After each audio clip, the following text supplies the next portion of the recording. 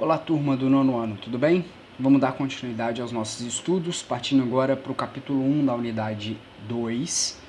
Vocês, obviamente, em casa, tem também o livro didático como fonte de estudo, então uma importante ferramenta também, além das videoaulas, é acompanhar também a leitura dos capítulos que a gente está recomendando para vocês. E nesse conteúdo novo, depois de trabalhar as revoluções industriais e a globalização, nós vamos começar a observar os desafios ambientais no século XXI. A exploração dos recursos naturais nos últimos anos, de forma desenfreada, tem provocado algumas alterações na natureza. A degradação ambiental está sendo flagrante nos últimos anos. Mudanças climáticas, escassez de recursos naturais são alguns exemplos que mostram como a natureza está mostrando sinais de esgotamento. E esse esgotamento está diretamente associado à exploração dos recursos naturais por parte do ser humano. E o que a gente entende por recursos naturais de maneira geral, pessoal? Todo elemento da natureza explorado economicamente pela sociedade ou todo elemento da natureza que possui alguma finalidade para o ser humano. Esses recursos naturais, de maneira geral, eles são apropriados pelo ser humano nos dias atuais para servirem de matéria-prima ou fonte de energia. O que é a matéria-prima? A gente aprende matéria-prima quando a gente estuda a indústria. Matéria-prima é basicamente a origem da produção industrial. Matéria-prima é todo elemento da natureza que é utilizado como base para a fabricação de um produto. A gente sempre usa para vocês o exemplo do leite.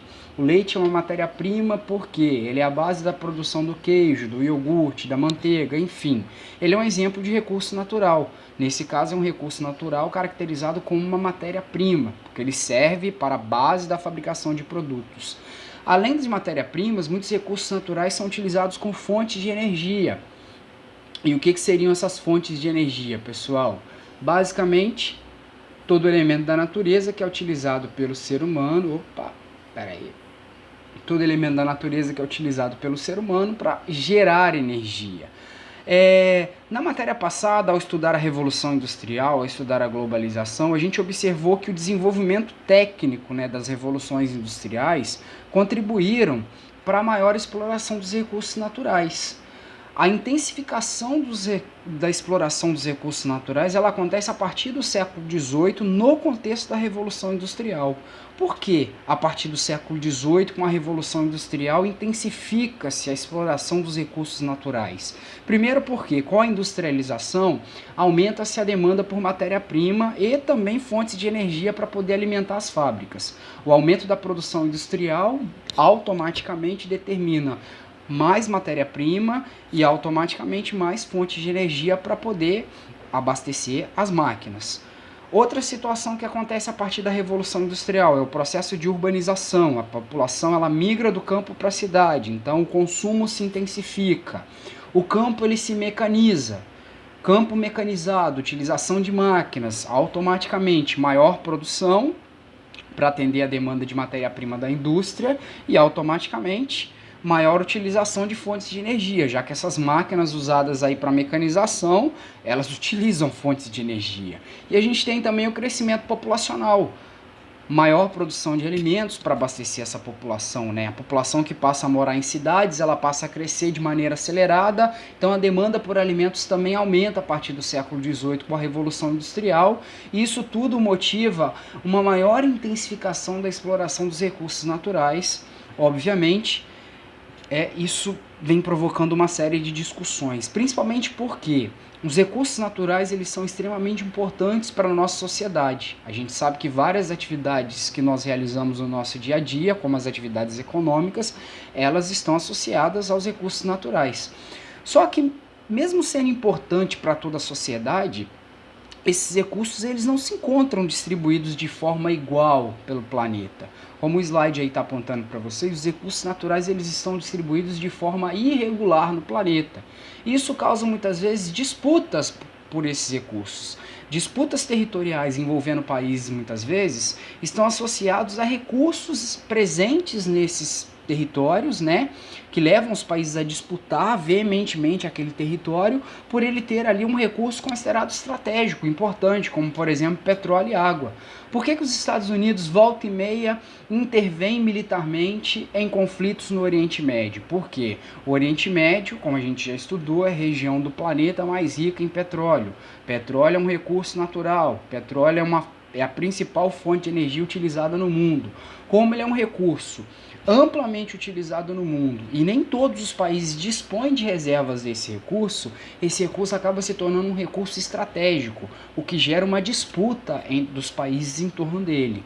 A água da mesma forma, né? A água doce, por exemplo, ela é um recurso natural que ela se encontra distribuída de forma desigual entre os vários países do mundo.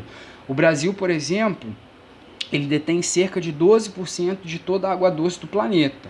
Ele é um país rico em recursos hídricos, mas ainda, mesmo sendo um país rico em recursos hídricos, né, a gente sabe que dentro do nosso território, a abundância, né, em recursos hídricos está concentrado principalmente na região norte e no centro-oeste, que são as áreas mais chuvosas do território.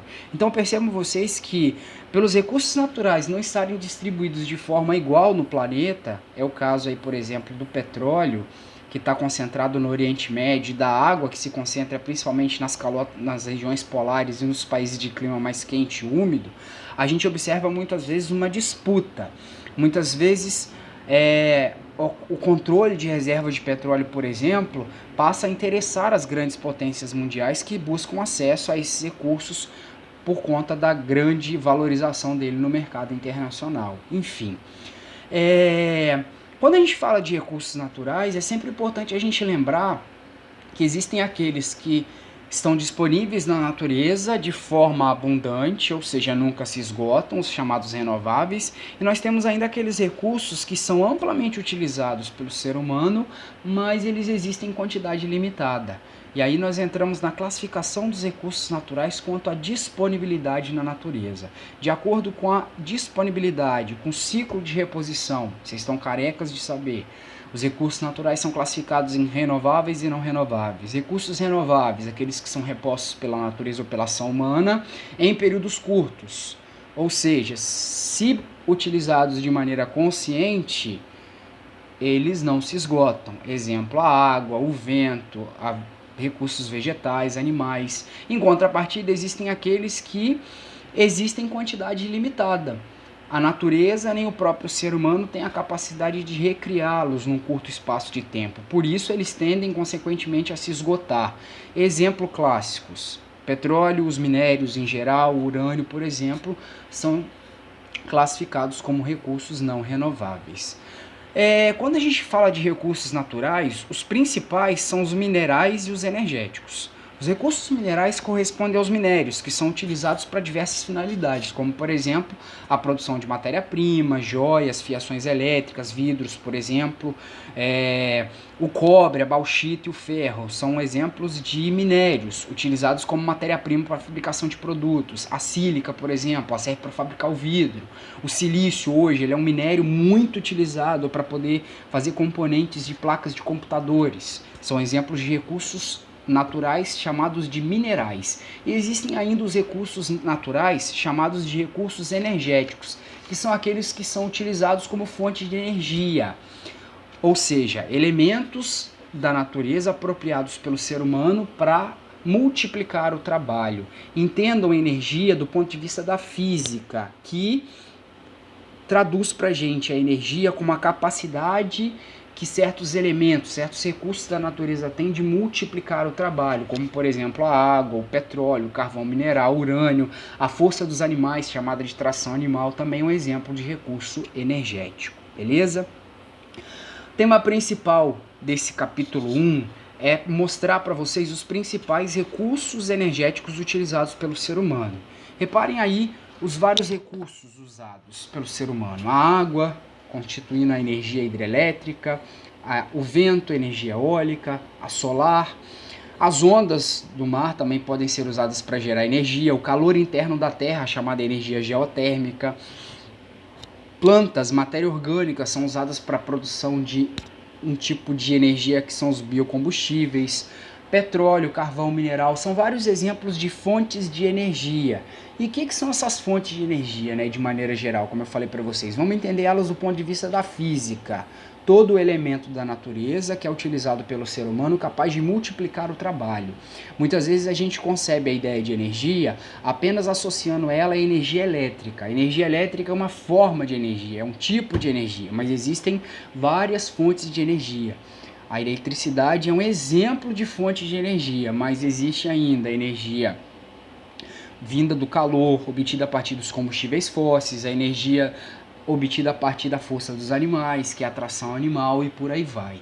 De acordo com a maneira de se obter energia, as fontes são classificadas como primárias e secundárias. O que são as fontes primárias? São aquelas que são extraídas diretamente da natureza e utilizadas diretamente na produção de energia, tipo a lenha, a água, o vento. Elas não demandam transformação para serem concebidas como fontes de energia.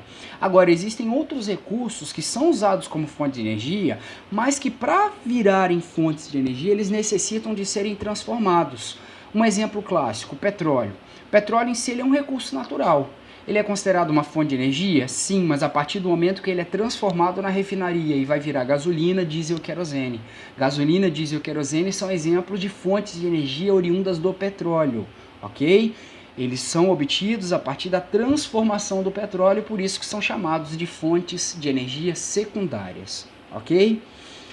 Quanto à utilização na natureza, quanto à utilização na sociedade, as fontes de energia elas vão ser classificadas como convencionais ou alternativas. As fontes convencionais ou tradicionais são aquelas que são usadas mais comumente na sociedade, aquelas usadas em larga escala, como os combustíveis fósseis. Já as fontes alternativas são aquelas pouco difundidas na sociedade e que a gente vai ver mais para frente, que vão ser futuras alternativas às fontes tradicionais, dado o fato de que a maioria das fontes tradicionais, as que mais são usadas na sociedade, são provenientes de recursos não renováveis. A gente vai ver isso melhor mais para frente. Observe esse gráfico, a utilização das fontes de energia no mundo.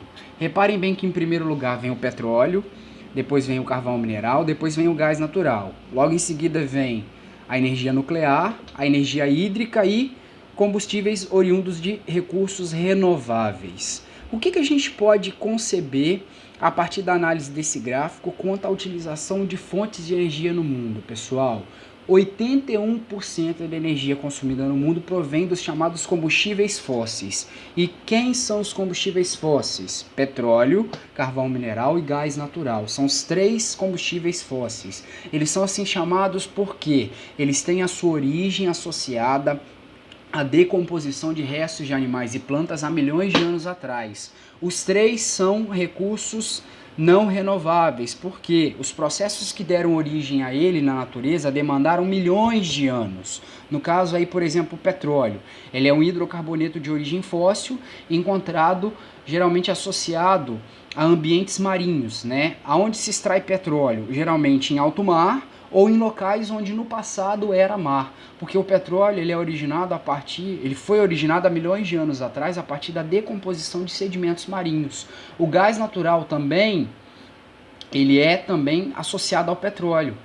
Ele é uma fonte de energia versátil, ele é empregado, por exemplo, hoje em máquinas, fornos industriais, enfim, ele é empregado até mesmo no setor automobilístico. Muitos carros são movidos a gás natural, que é o GNV, e ambos estão associados, né, tanto o gás natural quanto o petróleo, eles estão associados à decomposição de sedimentos marinhos, por isso que eles estão dentro do grupo dos combustíveis fósseis. O carvão mineral também é um exemplo de combustível fóssil. Só que no caso do carvão mineral, a origem dele está associada à decomposição de florestas há milhões de anos atrás. O soterramento de grandes florestas há milhões de anos atrás deu origem a essa rocha de origem sedimentar, que é o carvão mineral, que dentre os três combustíveis fósseis, ele é o mais abundante, sendo encontrado principalmente no hemisfério norte. Ok? Reparem aí no próximo gráfico que dentre os três combustíveis fósseis, o carvão mineral ele é o mais abundante no mundo. ok? Aonde que a gente vê a utilização do carvão mineral? Lembrando, carvão mineral não é o carvão de churrasco. O carvão de churrasco é o vegetal. Por ele ter um grande poder calorífico, né, a sua queima libera uma grande quantidade de energia, ele é utilizado principalmente em siderúrgicas e nas termoelétricas para aquecer os fornos das siderúrgicas e também das usinas termoelétricas, beleza?